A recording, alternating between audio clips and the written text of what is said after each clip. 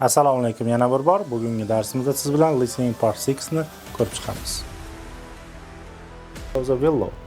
Ya'ni qadimgi qaysidir davlatdagi doktorlar o'z bemorlarini ancient Egypt aniq eshitdi. Doctors in ancient degan qadimgi ko'rib chiqdik. Ishlash texnikasini o'rgatdim.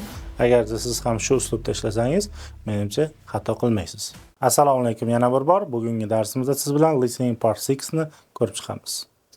Okay. Listening part 6 da bizga gap filling, ya'ni gaplarni to'ldirish vazifasi beriladi. Audio bizga qo'yib ketiladi va biz o'sha audioda gaplarni to'ldirib so'z one word, ya'ni bitta so'z bilan to'ldirib ketamiz. Mavzuyimiz The Story of Aspirin. Aspirinning o'sha tarixi, hikoyasi. Biz bo'shliqqa so'z qo'yishimizdan oldin, bo'shliqdan oldingi yoki keyingi so'zga ahamiyat berishimiz kerak. Doctors in ancient degan qadimiy. Qayerda, qaysidir davlatdagi doktorlar treated their patients with a medicine derived from the bark of the willow. Ya'ni qadimgi qaysidir davlatdagi doktorlar o'z bemorlarini mana shu daraxtning po'stloqlari bilan davolagan. Ya'ni o'sha davlatni topamiz. Etherston believes that willow tree extract was similar to quinine of the active ingredient of aspirin was isolated in, demak, aspirinning muhim qismini ingredientlari ajratib olingan yoki aniqlangan qachon? Yili. Bu yerda demak yil yozishimiz kerak ekan. Unfortunately, salicylic acid can affect the something quite badly. Afsuski bu kislota ta'sir o'tkazadi nimagadir juda ham yomon. Ya'ni agarda bu dorini yesak, qaysidir tana organimizga yomon ta'sir o'tkazar ekan. Demak, bu yerga biz tana organi yoziladi.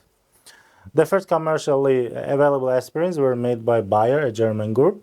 However, there was a little something into the way aspirin works for nearly 70 years. Lekin, u yerda juda ham kam nimadir bo'lgan, aspirinning ishlash texnikasi bo'yicha 70 yil mobaynida juda ham kam nimadir bo'lgan. Ya'ni aspirin ustida juda ham kam izlanish bo'lganmi, juda ham kam tajribalar bo'lganmi, shunaqa so'z qo'yiladi. Some scientists think that people over, ba'zi olimlarning o'ylashicha, over degani baland. Bu yerda demak yosh yoziladi. Nechadir yoshdan baland odamlar should take aspirin to prevent certain disease. Demak, ma'lum bir kasalliklardan o'zini himoyalab turish uchun aspirin dorisini yeb turish kerak. Nechadir yoshdan balandlar. It appears that grown without artificial chemicals also contains the active ingredient of aspirin. Demak, grown o'stirilgan, sun'iy ximikatlarsiz o'stirilgan nimadirlar ham tarkibida aspirinning muhim qismlari yoki ingredientlari uchraydi ekan. Demak, tabiiy o'sadigan narsa nomlari kerak bo'ladi bu yerda. Endi hozir siz bilan bu audioni eshitib tahlil qilamiz. Part 6. You will hear a part of a lecture. For each question, fill in the missing information in the numbered space. Write no more than one word for each answer.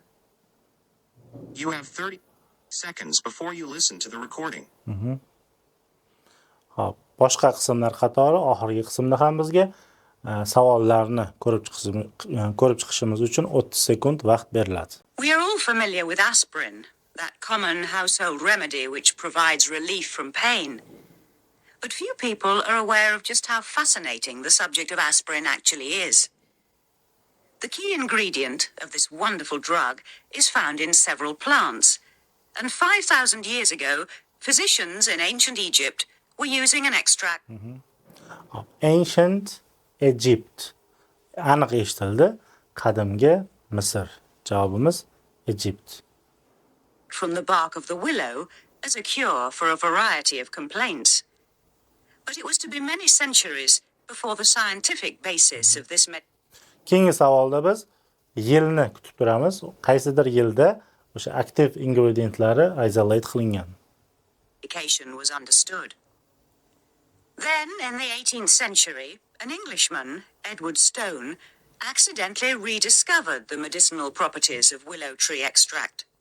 although he mistakenly attributed its efficacy to its bitter taste and its supposed resemblance to another drug, quinine. Later on, in 1829, a pharmacist 1829. Demak, 1829-yil deb aniq eshitildi. Javobimiz 31 ga 1829 bo'ldi. Keyingi savol javobni topishdan oldin eslaymiz. Afsuski, bu kislota ta'sir o'tkazadi yomon qaysidir tana a'zoyimizga. Tana a'zoni kutib turamiz aytilishida. the active ingredient, salicylic acid. Unfortunately, the chemical has several undesirable side effects, the most serious of which is that it can upset the stomach. Stomach. Demak, stomach biza oshqozon degan so'z, stomach javob bo'ldi. Keyingi javobimiz aspirin ustida kam nima o'tkazilgan? Tajribami yoki ilmiy izlanish? Eshitib ko'ramiz. However, at the end of the 19th century, a chemist working for Friedrich Bayer, a German company, found a way of combining salicylic acid with an acetyl group. A few years later, Bayer marketed the first aspirins, and for the next 70 years, it was regarded as a miraculous painkiller. Curiously, during all that time, hardly any research was done into the way aspirin. Hardly any research. Demak, hardly any little ga sinonim bo'ladi. Any research. Javobimiz research. Aspirin ustida hech qanaqa izlanishlar olib borilmagan. Keyingi javobni topish uchun odamlarning yoshi, nechidir yoshdan baland odamlar aspirinni qabul qilishi kerak deyiladi. Demak, son bizda javob sifatida qo'yiladi. Works. Then, in 1971, groundbreaking findings were published that showed how aspirin slows down swelling and the coagulation of the blood. This means it also dramatically reduces the risk of heart disease. As you can imagine, this was exciting news. Further research showed that a third of all people at risk from a heart attack will not have one if they take aspirin regularly. Although that sounds too good to be true, most doctors now accept that aspirin really does possess these miraculous qualities. More controversially, some scientists believe that nearly everyone over the age of 50 would benefit from taking aspirin. Nearly over the age of 50.